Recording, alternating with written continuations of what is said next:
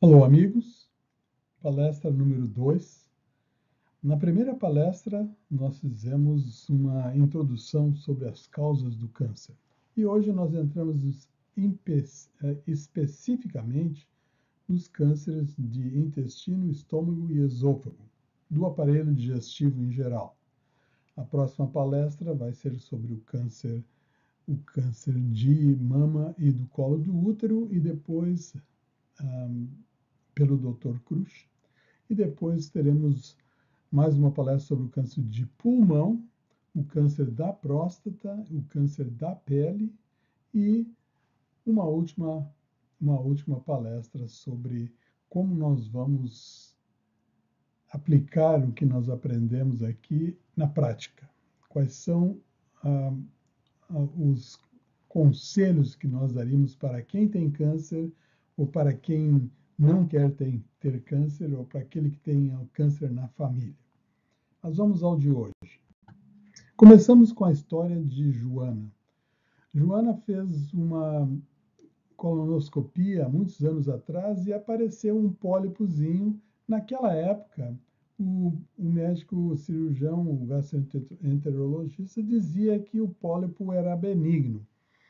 Hoje nós sabemos que não existe pólipo benigno. Quando tem um pólipo, tem que tirar, porque ele vai se transformar com o tempo em câncer.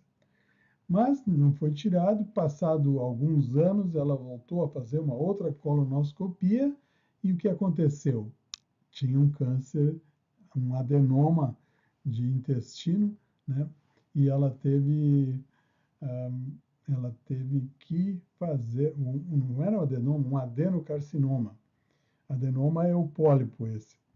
Então, ela teve que fazer uma cirurgia, teve que retirar, teve que fazer quimioterapia e ela estava meio desgostosa, porque aquilo, se tivesse tirado aquele câncer antes, não teria acontecido, né?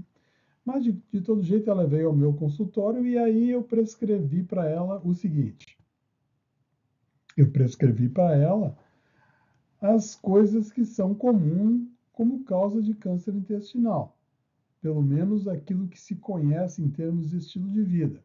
Então, ela não fumava nem bebia, né? Mas o cigarro e o álcool são fatores. O excesso de peso também era um fator, falta de exercício, consumo de carne vermelha, consumo de carne embutida, salame, salsichas, linguiça, consumo de gordura animal, falta de fibra na dieta e constipação crônica. Ela ia bem até, ela não fumava, não bebia, não estava com excesso de peso, fazia exercício constantemente, mas depois dali da carne vermelha para baixo, ela não estava seguindo muito bem. O que aconteceu é que o que acontecia é que ela era uma boa portuguesa, né? Morou a sua infância toda em Portugal, depois mudou para a Califórnia. E aí a dieta dela é a dieta do bom português, bastante carne, bastante linguiça, carne de porco, salsichas e consumo alto de gordura animal, não muita fibra, tudo é refinado, arroz branco, pão branco, pão, batatas e alimentos sem fibra. E ela tinha um pouco de constipação. Então, no caso dela, nós começamos a alterar a dieta, né? E aí eu recomendei uma dieta rica em frutas e verduras, né? Se você vê essa coisa que nós estamos aí, ó, se você vê onde eu estou botando a minha mão, a metade desse prato aí devia ser, vamos fazer nesse lado aqui, ó, essa metade devia ser só frutas e verduras no seu prato na refeição diária. Então, uma das grandes prevenções do câncer é usar a metade da sua alimentação sempre, nunca falte numa alimentação, numa comida, nunca falte uma fruta ou uma verdura, ok? E se for melhor, a metade deles. Aconselhei a beber mais água, né? Ela não tomava muita água. Menos queijo, menos derivados do leite, pelo menos os derivados do leite que eram ricos em gordura. Então, mais usando os desnatados. E o que aconteceu com ela é que, depois de algum tempo, ela veio no consultório e nós seguimos ela por mais de 10 anos e não teve nunca mais pólipos, não teve mais pólipos, né, no intestino. Bom, então, um dos problemas que eu vou falar aqui, né, que é um pouco anti-gauchesco, porque eu estou aqui no Rio Grande do Sul e estou falando aí no meio da churrascaria, né, dos churrasqueiros, amigos churrasqueiros. Aqui. Eu também fui churrasqueiro quando era jovem, então não posso falar muito. Eu também pertencia ao grupo, como bom gaúcho. Mas a carne vermelha, infelizmente, ela contém nitritos, nitratos e pode ter radicais livres pelo excesso de ferro. E ela pode, então, aumentar o risco de câncer do intestino, que é o que nós estamos falando agora. O benzopireno é uma outra substância que é específica do churrasco. Então, o benzopireno é aquela substância que causa câncer que existe na fumaça do cigarro. E ela pode existir também na fumaça do churrasco. Esse é o problema aqui. Quando a gordura da carne pinga no carvão, ela começa a queimar. Essa gordura queimada produz uma fumacinha e essa fumacinha impregna a carne do churrasco.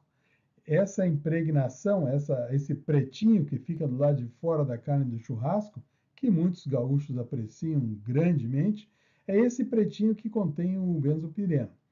Segundo algumas pesquisas, um pedaço de churrasco de mais ou menos. Espera um pouquinho. O churrasco tem de 1 a 60 nanogramas de benzopireno. Então, depende de quanto o churrasco foi assado, se ele foi assado numa temperatura, não, num tempo muito prolongado, né? Aqueles que gostam bem passado, esses têm mais benzopireno. Se esse churrasco tiver se ele tiver também uma quantidade de gordura muito grande, essa gordura vai derreter mais e vai produzir mais fumaça. Então, aqui eu fiz a conta, né? Talvez, então, nós vamos pode ser que seja 60 nanogramas seja muito, né? Então vamos dizer que tinha 20 nanogramas por grama, né? O churrasco, então a carne de churrasco tinha 20 nanogramas por grama. Se a pessoa comeu 100 gramas, e 100 gramas é o tamanho da minha mão, o tamanho de um pulso de uma pessoa, né? De um punho de uma pessoa. Então, uma mão dessa é mais ou menos os 100 gramas que a pessoa come. Infelizmente, os churrasqueiros e eu mesmo, na minha experiência, nunca comi 100 gramas. Eu comia 200, 300 gramas de churrasco. Quando era para comer churrasco, era para comer churrasco. Mas aí, o problema é o seguinte, se nós considerarmos 20 nanogramas por gramas, né, e considerarmos 100 gramas, e cada cigarro tem 1 nanograma de benzopireno, nós vamos dizer que a pessoa que come essas 100 gramas de churrasco vai estar semelhante a 10 maços de cigarro. É muita coisa, doutor, é muita coisa. Bom, então eu dividi ainda pela metade. Lembra, a variação é de 1 até 60. Eu botei 20. Vamos dizer que tem 10 nanogramas. Então não tem tanto benzopireno nessa carne, né? Mas tem 10 nanogramas. Em 100 gramas, isso vai ser 1000 nanogramas. Se nós dividirmos isso por 10, nós vamos ter 100 cigarros. 100 cigarros são 5 maços de cigarro. É muito cigarro para um churrasco. Então, eu cheguei à conclusão de que se vocês forem fumar, que fumem. Se vocês forem no churrasco, não estou falando de fumar, se você for no churrasco, Se essas contas estão certas, o mínimo que eu calculei ali, na próxima vez que você for no churrasco, come só salada, por favor. E use uma máscara, porque mesmo essa fumaça que tá saindo aí ao redor, que todo mundo acha, que cheirinho bom do churrasco, ela está cheia de fumaça do cigarro. As pessoas que fumam também acham que o cigarro é que cheirinho bom de cigarro, porque estão viciados naquela fumaça, né? Seja um gaúcho de fibra. A falta de fibra produz constipação e a constipação vai fazer com que haja um tempo mais prolongado de exposição às substâncias cancerosas que podem entrar pela alimentação, pelo churrasco, pela carne, por qualquer outro tipo de ingrediente ou de substância que você comeu, né? Que seja um conservador, que seja uma substância química, qualquer que seja, vai ficar um tempo mais exposto. Então, a presença da fibra vai limpar isso. Um outro mecanismo é que a fibra ativa o crescimento de bactérias no intestino que produzem esses três ácidos graxos, o butirato, o acetato e o propionato. E esses elementos aí, esses ácidos graxos, são importantes para ativar para bloquear as células que são cancerígenas. Existe um processo na célula que se chama apoptose. E quando você tem uma quantidade desses ácidos graxos, o butirato, por exemplo, ele ativa essa apoptose, que é a morte celular. Quando a célula começa a se diferenciar e começa a ter um crescimento diferente, o corpo tem essa propriedade de eliminar essa célula. Se existe mais fibra e uma quantidade maior de butirato, isso vai ser acelerado e essa célula vai ser eliminada. Só para ter uma ideia do consumo de carne e a prevenção de câncer, o consumo de fibra e a prevenção do câncer, isso foi feito uma comparação da quantidade de fibra que se usa na China em comparação com a quantidade nos Estados Unidos. Então, vamos dizer que na China, como você pode ver, eles usam 35 gramas de fibra por dia. Nos Estados Unidos, menos da metade, como 12 gramas de fibra. Então, quando eles compararam a incidência de câncer de intestino entre os homens e entre as mulheres, eles chegaram à conclusão, deixa eu ver se eu consigo botar o meu cursor aqui.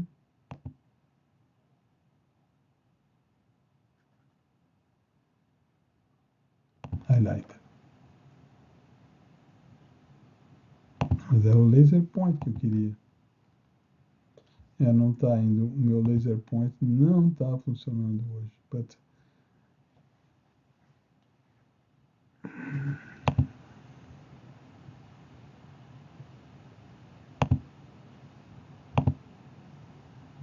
Agora deu. Então, aqui você pode ver que entre os homens aqui, a quantidade de fibra que eles usam, a quantidade de câncer de intestino entre os homens na China é menos da metade da incidência dos Estados Unidos, né? Como deu aqui menos de 10, e nos Estados Unidos deu quase 24 por aí, 24, 23. Entre as mulheres, ainda muito mais, né? Deu entre as mulheres na China mais ou menos 6 gramas de fibra. Os chineses na China tinham quase menos da metade.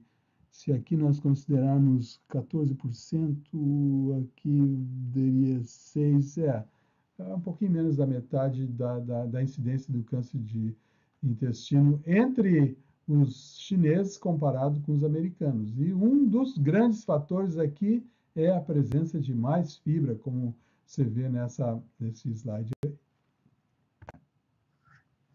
Aqui está uma piadinha com o meu cartoon, né, com a minha charge, o João Vital. Então, ele foi no doutor e o doutor disse, está comendo muito grão integral, João. é porque estava nascendo no ouvido dele uma plantinha. Piada, né? Não vai deixar de comer grão só por causa disso, porque isso não acontece. Por sinal, não dá para você comer uma semente que vai para o seu intestino e essa semente vai sair pela orelha. Vai nascer um broto pela orelha. Né? Uma outra coisa interessante com relação ao câncer intestinal é que foi feita uma pesquisa na Europa e eles compararam a quantidade de óleo de oliva que as pessoas tomaram e viram que aqueles que tomavam 20 na Grécia, o país que tomava 20 quilos de óleo de oliva, nós podemos dizer 20 quilos é aproximadamente 20 litros, um pouquinho menos de 20 litros de óleo de oliva por pessoa por ano. Essas pessoas, então, tinham uma incidência de câncer de mais ou menos 12% por cada 100 mil, comparando com Portugal, que não ingeria tanto, né? Ingeria menos de 5 aqui, né? E aí a incidência do câncer de intestino era maior nessa população. Só para ter uma ideia do efeito de outras coisas, provavelmente o efeito aí seja o efeito de movimentação do laxativo, né, que é o efeito de movimentação do intestino. Então, todas as substâncias que eu falei, benzopireno, nitritos, nitratos, tudo isso vai ficar menos tempo em contato com a parede da mucosa intestinal, tendo um menor risco do câncer. Isso significa que a quantidade de óleo de oliva que os gregos usam é mais ou menos um copinho pequeno por dia, que seriam 2 onças, que vai dar, se eu não me engano, menos uns 30 ml. Né? Mas isso não tem uma comprovação, como eu falei nas outras palestras, a gente usa os dados do Instituto Americano de Pesquisa de Câncer. E esse aí não foi feito por esse instituto, foi um autor que produziu esse resultado. Não temos uma confirmação. Existe alguma tendência de dizer que a dieta mediterrânea, que é a dieta que é usada nesses países aí, que é rica em óleo de oliva, diminui a incidência de câncer e do câncer de intestino. Então eu botei essa piadinha com o Jô Vital de novo. Queres um copo, Jô? O seu Sardini, o seu Icariz, que é da região de Icaria, onde tem uma zona azul, uma Blue Zone. Né? Então, o Jô Vital, que é de Loma Linda, que também é de uma Blue Zone, foi visitar os caras lá na Grécia. E chegou lá, o cara ofereceu aquilo para ele e ele perguntou: que tipo de suco é esse, meu amigo? Ele falou: não é suco, é óleo de oliva. O câncer intestinal, também existe outras coisas, né? Nós falamos do óleo de oliva, que provavelmente previne, e o alho. O alho tem um efeito de proteção. Não é 100%, mas as pesquisas indicam uma provável proteção. O alho contém um antioxidante chamado GST, ou glutatione transferase, glutatione 5-transferase, que é um poderoso antioxidante. E aí, por exemplo, ele vai ajudar a eliminar aqueles radicais livres que nós vimos que a carne vermelha contém. O alho também ele tem propriedades para ativar o sistema imunitário. E ele é antibiótico, ele é antifúngico, ele é antiparasita, ele é anticolesterol, antidiabético, anticoagulante e ajuda a diminuir a secreção do pulmão, ou quando a pessoa tem um resfriado com dor de garganta, coisa assim, o alho é um santo remédio. Use mais alho, por favor. Talvez tenha que usar uma máscara. Agora vamos para o câncer de estômago. O câncer de estômago é diferente do câncer de intestino, porque ele tem uma relação direta com uma bactéria chamada Helicobacter pylori. De uma forma geral, as dietas com alto conteúdo de sal, alimentos defumados, nitritos, aumentam o risco do câncer do estômago. O consumo de frutas e vegetais diminui o seu risco. O câncer do estômago mudou a minha vida. Em 1977, quando eu estava terminando meu curso de medicina, aqui na Universidade do Rio Grande do Sul, em Porto Alegre, eu fui fazer a cadeira de cirurgia. Eu iria ser um cirurgião geral, essa era a minha intenção. E aí, naquele ano, eu estava fazendo a cadeira de cirurgia, clínica em cirurgia, né? E eu entrei como auxiliar para uma cirurgia que o cirurgião me disse que ia levar algum tempo. E ficamos naquela cirurgia 6 horas. Era um paciente que tinha um câncer de estômago.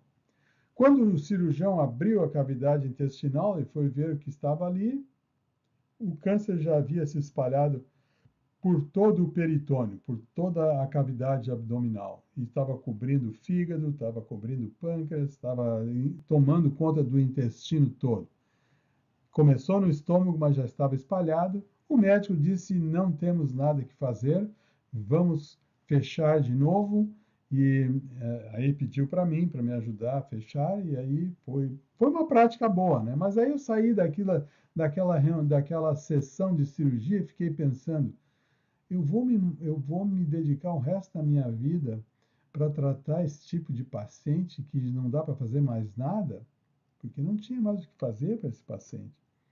Aí eu fiquei pensando, acho que não vou, acho que não é uma boa, não. Acho que é melhor eu trabalhar com aqueles que não têm ainda o câncer e ajudá-los a prevenir, né? Eu acho que é aí o caminho. Naquela época ninguém sabia nada, ninguém falava nada, até hoje ninguém fala muito nisso. Por isso que nós estamos com esse seminário aqui, para alertar as pessoas que tem alguma coisa que você pode fazer para prevenir o câncer de uma forma geral. E aí eu mudei minha especialidade para clínica e prevenção, e não mais cirurgia. Não que eu não acredite na cirurgia, eu ainda acho que a cirurgia é um dos melhores tratamentos para o câncer. Mas em muitos casos, quando a cirurgia é indicada, a doença está muito avançada.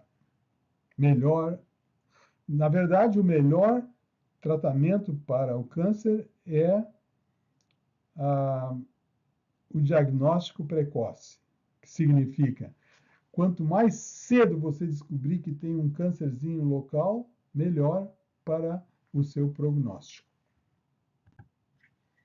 O câncer de estômago é mais frequente entre os homens, geralmente é fatal, e é fatal por quê?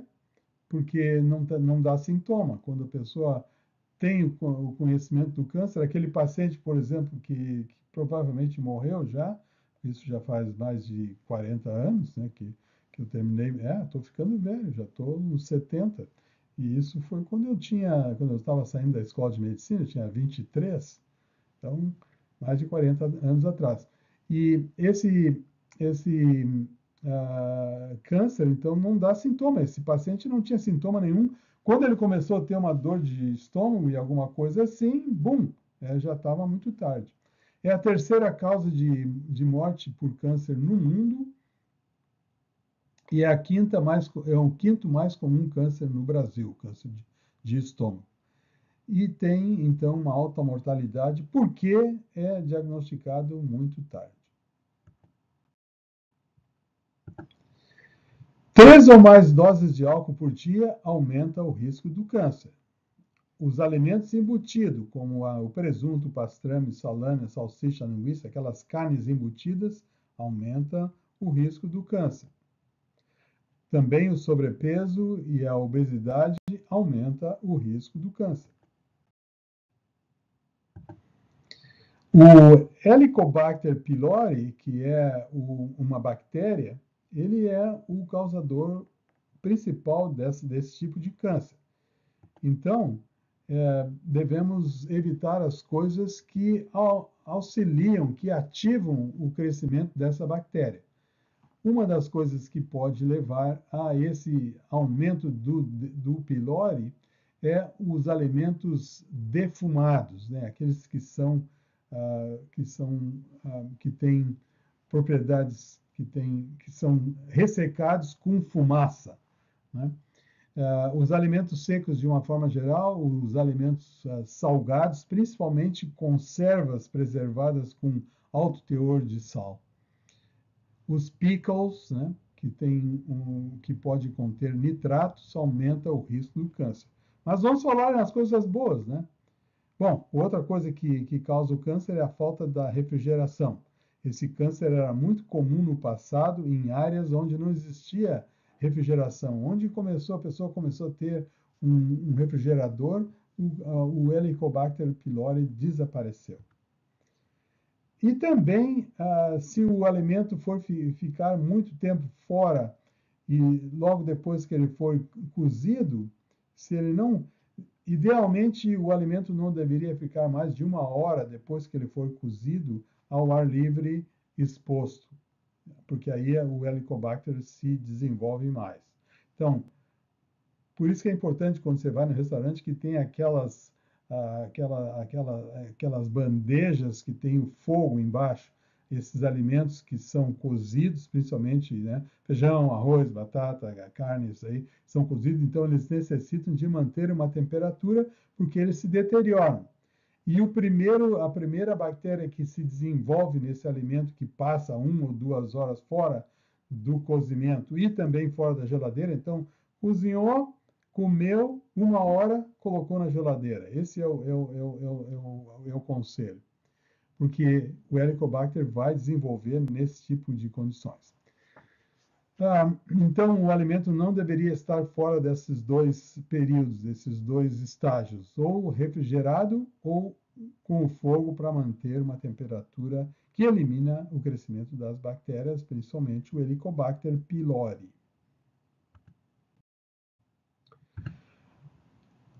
Quais os alimentos que provavelmente protegem contra o câncer? As frutas cítricas. E quais são os alimentos que aumentam o risco? Provavelmente a carne vermelha assada e a grelhada. Então, o churrasco, além de aumentar o risco do câncer do intestino, também aumenta o risco do câncer do estômago. O Helicobacter pylori estava relacionado com úlceras do estômago. Então, a presença da bactéria, esse aí pode ser feito um teste, que eles chamam de teste da respiração. Você assopra num negocinho lá, num aparelhinho, e esse aparelhinho é examinado no laboratório e vai dizer se você tem o H. pylori, né, o Helicobacter pylori na sua respiração ou no seu corpo. Então, aí você pode fazer um tratamento com antibióticos e eliminar esse H. pylori. Mas ele não elimina para sempre. Se você continua tendo uma alimentação rica, né, nos alimentos que nós já mencionamos, né, como a carne, como ou a falta de fibra, a falta de frutas e verduras, e também a presença de embutidos, né, como eu falei, aquelas carnes de presunto, e a falta de refrigeração vai fazer com que o Helicobacter volte. Então, o melhor é usar esse tipo de alimento. E esses específicos aqui, nós já falamos no alho, o alho, além de prevenir o câncer do intestino, tem uma relação indireta, não tem ainda uma confirmação científica, mas indireta porque ele tem uma ação anti-Helicobacter pylori. O brócolis e a família do brócolis, a couve-flor e todos esses outros vegetais que a gente chama de crucíferos, parece ter um efeito Helicobacter pylori, assim como aqueles que têm selênio, né? Tem propriedades antipilóricas. Os alimentos que contêm selênio, o mais rico deles, algum de vocês sabe? Pode até que vocês saibam disso, né? Mas o alimento que é mais rico em selênio é a castanha do Pará. Tanto que eu não uso castanha do Pará todo dia, mas pelo menos 2 ou 3 vezes por dia, está lá no meu cardápio. E eu uso nozes todos os dias e aconselho que todos usem, né? A quantidade de nozes é uma mão cheia, né, por dia, não mais que isso. Foi comprovado que o consumo de nozes diminui a incidência de ataques do coração e provavelmente diminui a inflamação, porque a nozes acaba tendo mais um ômega 3, que é um agente inflamatório muito importante e é antioxidante também. Então, use mais nozes, use mais castanha do Pará. Além da castanha do Pará, as sementes, né, semente de girassol, a chia, semente chia e os cogumelos também e os grãos integrais também são ricos em selênio. E a última palestra de hoje é o câncer do esôfago. O câncer do esôfago tem dois tipos. É o câncer mais frequente em homens. É fatal quando diagnosticado, como nós falamos no câncer do estômago, porque ele não dá sintoma e quando aparece já é muito tarde. É mais comum nos homens, é o sexto mais comum nos homens, e nas mulheres é muito mais raro, pelo efeito que nós vamos mencionar a seguir. Tem dois tipos do câncer de esôfago, um na parte alta do esôfago, que chama-se carcinoma espinocelular, que está relacionado com o fumo, com o álcool, com o vírus HPV e uma lesão da mucosa, que é o famoso chimarrão. Hoje eu não estou ajudando o nosso gauchão, o nosso gauchismo aqui. E uma dieta baixa em frutas e vegetais. O adenocarcinoma, que é da parte inferior do estômago, ele é relacionado com outros fatores, principalmente a obesidade. Nós vamos explicar mais quando chegarmos lá. O Rio Grande do Sul é o que tem o maior índice de câncer de estômago do Brasil. E na América do Sul, os países que têm mais câncer de esôfago, não sei se eu falei esôfago, mas nós estamos falando em câncer de esôfago, é o Rio Grande do Sul, o sul do Brasil, não só o Rio Grande, mas Rio Grande, Santa Catarina e alguma parte do Paraná, Paraguai, Uruguai e Argentina. Por quê? Por causa da presença do mate na população, o consumo do mate. Principalmente porque quando o gaúcho toma o mate, ele toma o mate ele usa o mate com uma bombinha, né? E essa bombinha, ela não contém nada, mas ela é de metal. Essa bombinha de metal, o chá estando muito quente, ela faz com que a pessoa ingira o chá pelando, como dizia a minha avó. E isso vai acabar queimando a garganta e o estômago. E essa queimadura frequente vai aumentar o risco de câncer do esôfago. Então, o chá está relacionado com isso. Existe um outro fator que também pode estar relacionado e está sendo estudado, mas ninguém ainda conseguiu confirmar. Mas se sabe que as folhas do mate contêm benzopireno. Eu vou explicar aqui a seguir como isso pode acontecer. Bom, podia acontecer porque nós temos benzopireno nas folhas do fumo, mas ele só é produzido quando aquelas folhas do cigarro que se formaram do fumo foram queimadas, foram aquecidas, né? Na verdade, o cigarro tem até substâncias radioativas que são produzidas quando você acende, quando você, nem sei como é que se diz com cigarro, quando você põe um fogo no cigarro, né? Incendeia o cigarro. Quando você põe o fogo no cigarro, né? Você produz essa substância que se chama o polônio radioativo 210. Mas no caso aqui, que também é cancerígeno, por sinal, né? Toda radiação é cancerígena e o polônio radioativo é uma das substâncias cancerígenas no cigarro. E eu já falei para vocês aí que o cigarro está relacionado com câncer do intestino, do esôfago e agora do estômago e agora do esôfago.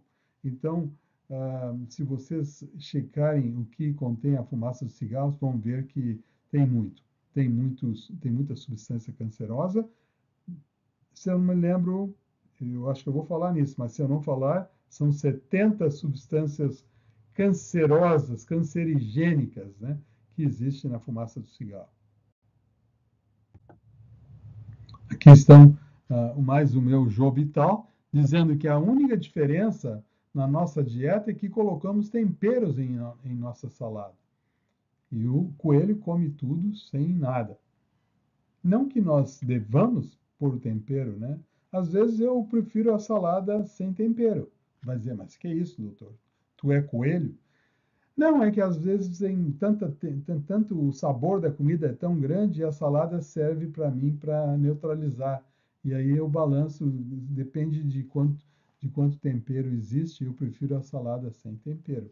Mas gosto da salada com tempero também, não sou tão coelho assim. Bom, vamos voltar ao mate, né? Como eu falei, os países que têm mais consumo de mate, e a culpa é da bombinha, essa, como você vê na figura aí. Essa aqui é a bombinha que o gaúcho usa, e é de metal em geral, então se a água vem muito quente, ela continua quente até a pessoa ingerir, né, o chá, o chimarrão que eles chamam. Aqui está uma figurinha,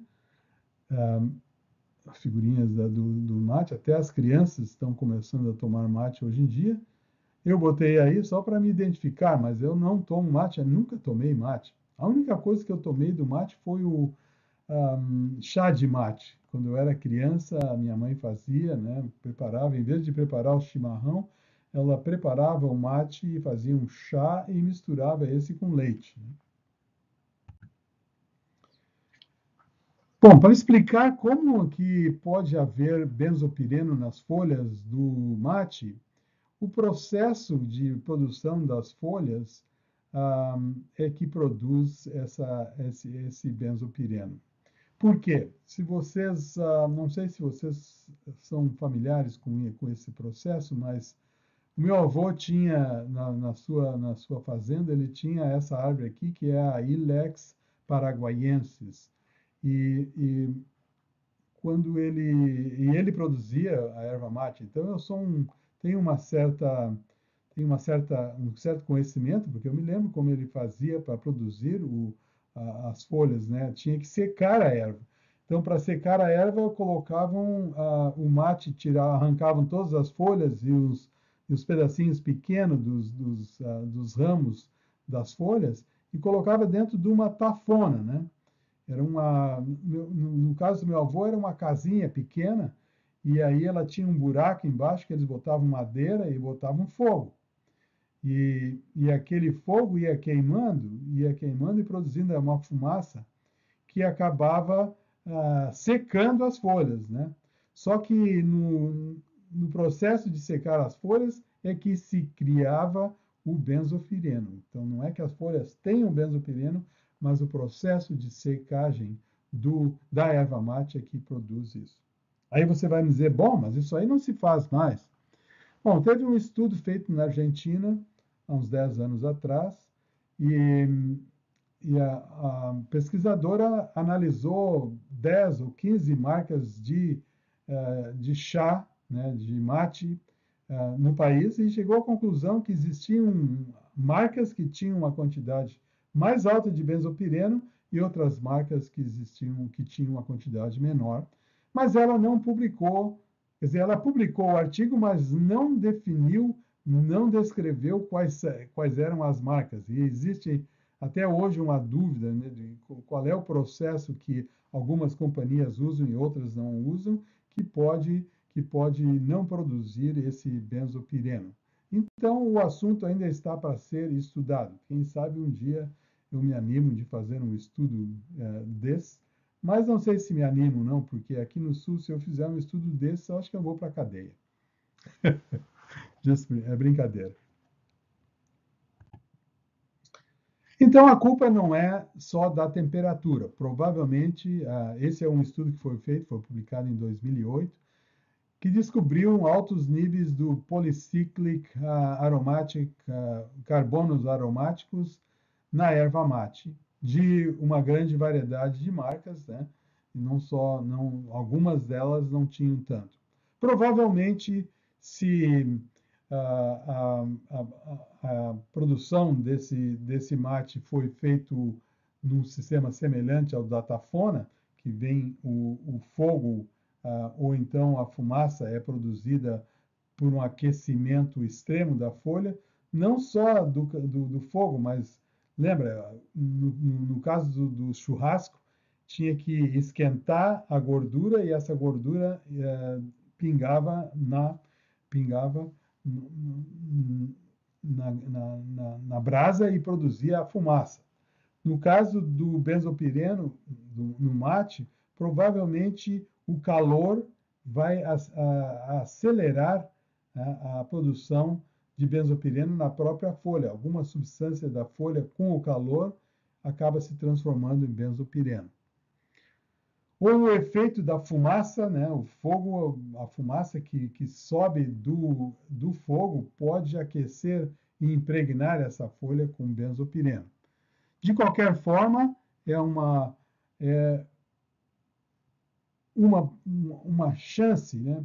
Se vocês lerem artigos mais modernos, eles vão dizer assim, não tem nada que ver, ninguém provou que as folhas do mate têm benzopireno, mas alguém provou, né? Que pode ter.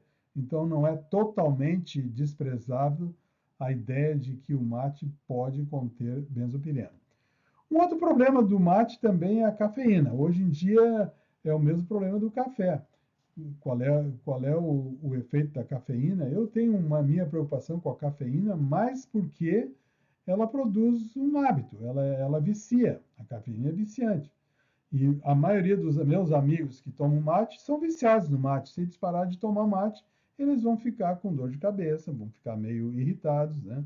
E vai ter alguns outros efeitos que passa depois de uma semana, mas isso significa que eles estão condicionados àquela cafeína. E a mesma coisa acontece com as pessoas que tomam café ou Coca-Cola. Se você toma café ou Coca-Cola todo dia, isso aí passa de 4 xícaras ou 4 copos, você está habituado na Coca-Cola. Quando você parar, você está habituado à cafeína, desculpa.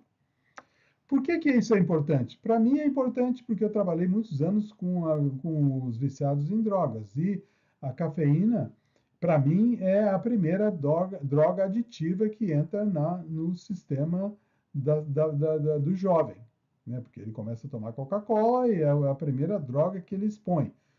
Quando você se expõe a uma droga que é viciante, essa droga chama uma outra mais forte. Então é mais fácil que a criança, se torne habituada com outras coisas. Ela vai procurar mais o álcool, ela vai procurar mais o fumo, que também são portas de entrada para coisas mais fortes. Então, começa com o café, começa com o cigarro, começa com o fumo e, de repente, existe maior chances de usar cocaína, heroína, anfetamina e as outras minas por aí. Bom, então vamos passar adiante aqui.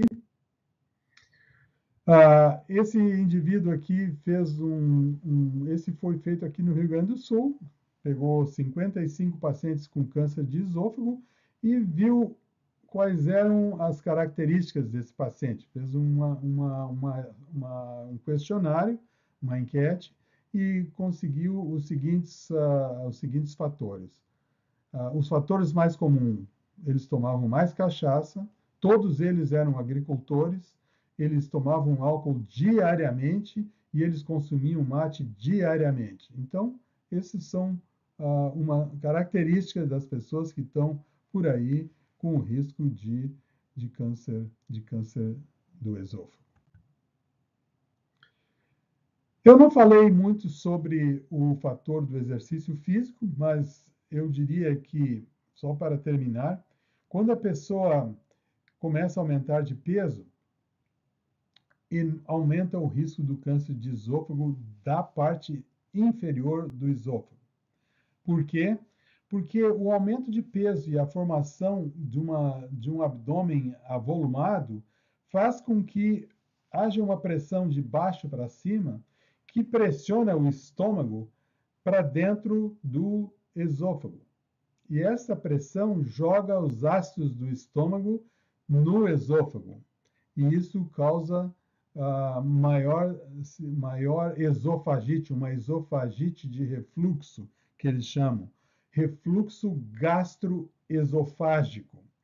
E esse refluxo crônico vai produzir uma irritação da parede do estômago, desculpe, do esôfago, na parte inferior do esôfago, e isso aumenta o risco do câncer de esôfago, que está sendo aumentado não só entre os homens, mas entre as mulheres também, no mundo inteiro, por causa do aumento da incidência de obesidade nos países que se desenvolvem. Assim que um país se industrializa e começa a aumentar o consumo de alimentos sem fibra, ricos em calorias, e começa a diminuir o consumo de calorias porque ele fica sentado o tempo todo, aumenta o risco de obesidade.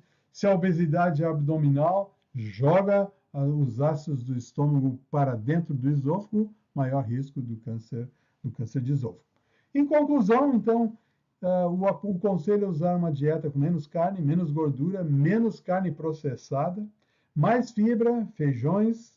A principal fonte de fibra são os feijões, né? Feijão, grande bico, lentilha, feijão branco, feijão preto, feijão amarelo, feijão azuki, feijão qualquer feijão carioca, né? Carioca, gaúcho, paulista, não interessa, sendo feijão, é feijão. O alimento que tem maior percentagem de fibra são os feijões. Então, vamos botar feijões mais na nossa casa. Mais exercício físico, controle do peso, diga não ao mate, diga não ao álcool, diga não ao fumo e preserve o seu câncer. Vamos então para a última palestra. Então, essa aí é só para você, o último slide. Ele enxugará dos seus olhos toda lágrima. Não haverá mais morte, nem tristeza, nem choro, nem dor, pois a antiga ordem já passou. Um dia, mesmo que nós tivermos câncer aqui, mesmo que nós fomos afetados por essa terrível doença, nós temos a promessa de que um dia tudo isso vai acabar. E essa é a esperança. A minha esperança não é num tratamento miraculoso do câncer agora. Claro que eu gostaria, mas a minha maior esperança é uma vida sem doença. Não só sem câncer, mas sem doença do coração, sem diabetes, sem câncer, sem colesterol, sem derrame cerebral. Isso vai ocorrer no céu. Que nós possamos ter essa experiência de quando Jesus voltar, irmos com ele para o céu. Um abraço a todos, até mais. Agora nós vamos cantar o Cântico da Saúde, que a gente tem feito em todas as reuniões. Então, só tenha um tempo aí para você escutar a música e cante conosco esse canto que fala que nós devemos evitar, né, o risco de câncer e outras enfermidades crônicas com o nosso estilo de vida. A mudança de estilo de vida é a melhor coisa. Um abraço a todos.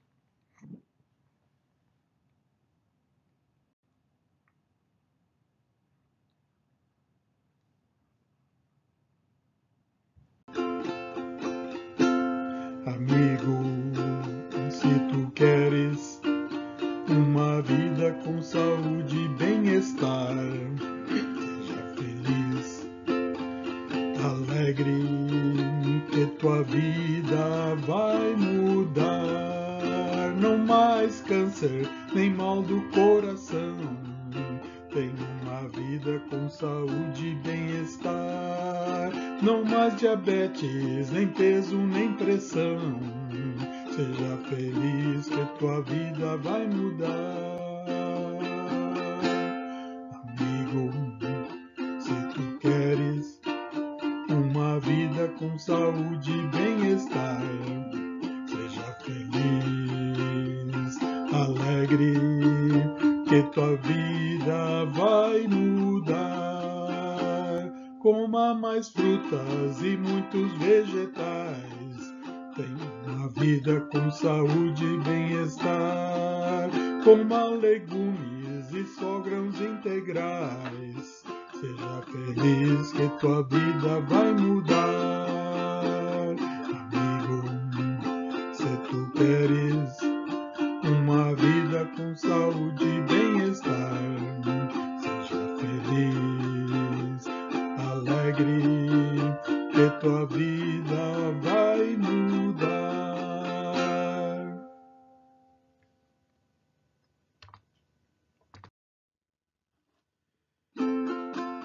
Faça exercício e cuide da família. Tenha uma vida com saúde e bem-estar.